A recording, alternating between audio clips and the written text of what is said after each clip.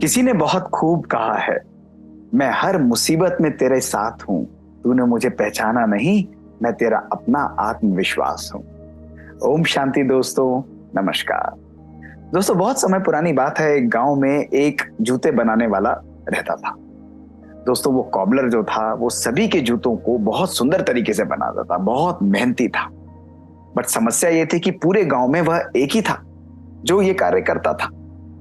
दोस्तों, सभी लोग उसके पास आते, अपने जूते बनवाते, किसी को ठीक कराना होता तो वो ठीक कर देता। दिन और रात मेहनत करता था, सालों सालों निकल चुके थे। दोस्तों, कई दशकों के बाद लोग उसको आके बोलते कि भाई, तुम जरा अपना भी ख्याल रखो। ऐसा करते करते उसने देखा कि उसके स्वयं के जूते फट रहे हैं, लेकिन वो दूसरों का भला करते हुए, दूसरों का कार्य करते हुए इतना बिजी रहता कि उसके पास इतना भी समय नहीं था कि वो अपने जूतों को रिपेयर कर ले, अपनी चप्पलों को रिपेयर कर ले। उन्हीं फटी चप्पलों से पूरे गांव के अंदर घूमता रहता। दोस्तों, धीरे धीरे वो जब बुजुर्ग हो चला, लोगों ने उसको बहुत समझाया, पर लोगों की उसने एक भी नहीं सुनी। उसके पांव में धीरे धीरे छाले पड़ने लग गए। दोस्तों, फिर भी वो चलता रहा। लोगों ने कहा, कम से कम अपने जूतों का अब तो ख्याल रखो, कम से कम अपने पांव का तो ख्याल रखो। पर वो कहता, मैं बिल्कुल ठीक हूं, आप चिंता नहीं करो, मैं कार्य कर रहा हूं। दोस्तों, ऐसा करते करते उसके पांव बिल्कुल छिल गए और एक दिन ऐसा आया कि वो चलने के भी काबिल नहीं रहा।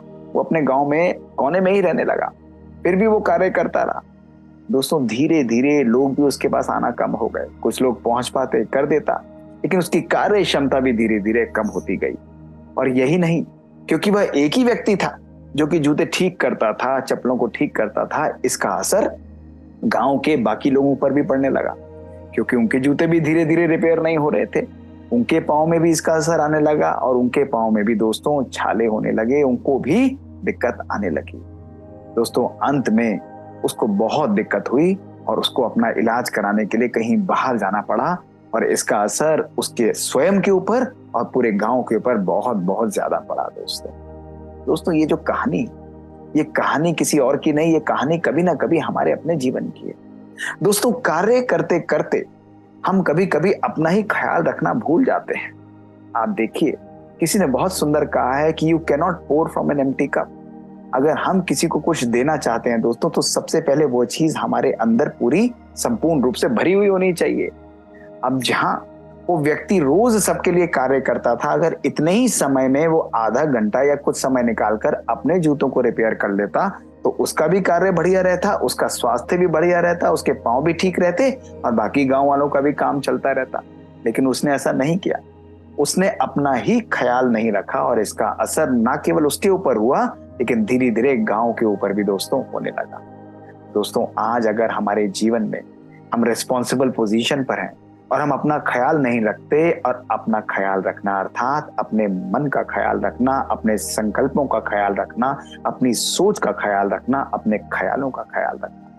दोस्तों, अगर हम अपने आप को समय नहीं देते, अपने शरीर और मन दोनों का ध्यान नहीं रखते, तो धीरे धीरे वो भी हमारा साथ देना छोड़ देते हैं। अगर आप उस पर लगाम नहीं लगाते, उनकी दिशा को निर्धारित नहीं करते, तो दोस्तों वो भी बेलगाम घोड़े की तरह इधर उधर भागते रहते हैं। और उसका असर किस पर होता है? उसका असर हमारे अपने ऊपर होता है। और तभी मानव कहता है कि मेरा मन थक गया है, मेरा कार्य करने का मन नहीं है, शरीर में दर्द है, क्योंकि आज मानव भागता जा रहा है, अपने आप को समय दोस्तों नहीं देता है। और अगर हम बड़ी पोजीशन पर हैं, तो दोस्तों इसका इफेक्ट हमारे परिवार पर भी पड़ता है, परिवार के सदस्यों पर भी पड़ता है, क्योंकि जब हमारी तबीयत ठीक नहीं है तो वो भी अपने आप को, अपने समय को निकालकर हमारे लिए उनको समय देना पड़ता है। इसी प्रकार से दोस्तों, यदि मैं प्रोफेशनल हूं, हमारी ऑर्गेनाइजेशन है, और अगर मैं अपना ख्याल नहीं रखता, तो इसका इम्पैक्ट मेरी अपनी परफॉर्मेंस पर और मेरी ऑर्गेनाइजेशनल परफॉर्मेंस पर भी पड़ता है। इसलिए self care is a priority, it's not a luxury. दोस्तों, आज यदि हम अपने जीवन में सक्सेसफुल रहना चाहते हैं, संयम रखना चाहते हैं दोस्तों, तो इसके लिए अपना ख्याल रखना सीखिए। शरीर और मन दोनों के लिए ध्यान दीजिए दोस्तों। शरीर को भी हमें रेस्ट देना है, शरीर का भी हमें ख्याल रखना है, उचित इलाज कराना है, और उसको कहीं ना कहीं कंफर्ट जरूर देना है दोस्तों। अपने आप को कष्ट में डाल के यदि हम कोई कार्य करते हैं, तो वो कभी भी हमको जीवन में सुख की प्राप्ति नहीं करा सकता। इसी प्रकार दोस्तों, मन के संकल्पों का भी ख्याल करना। अपने मन को भी अच्छा सोचना सिखाना, अपने लिए भी, अपने परिवार वालों के लिए भी, अपने रिश्तों के लिए भी, अपने प्रोफेशनल लेवल पर भी दोस्तों, ये बहुत बहुत आवश्यक है। दोस्तों, आज अगर हम आगे बढ़ना चाहते हैं, अगर हम जीवन में खुशी आनंद का अनुभव करना चाहते हैं, तो जरूर इस मंत्र को लेकर चलिए कि दिन में 1440 मिनट है। उन 1440 मिनट में से कुछ मिनट, 30 से 60 मिनट अपने आप को शक्तिशाली बनाने के लिए निकालें। बीज चाहे कितना भी शक्तिशाली हो दोस्तों, यदि उसे पानी उचित नहीं मिलेगा तो बीज प्रस्फुटित होकर अच्छा फल नहीं देता है। इसलिए अपने संकल्पों के बीज को भी शक्तिशाली बनाइए।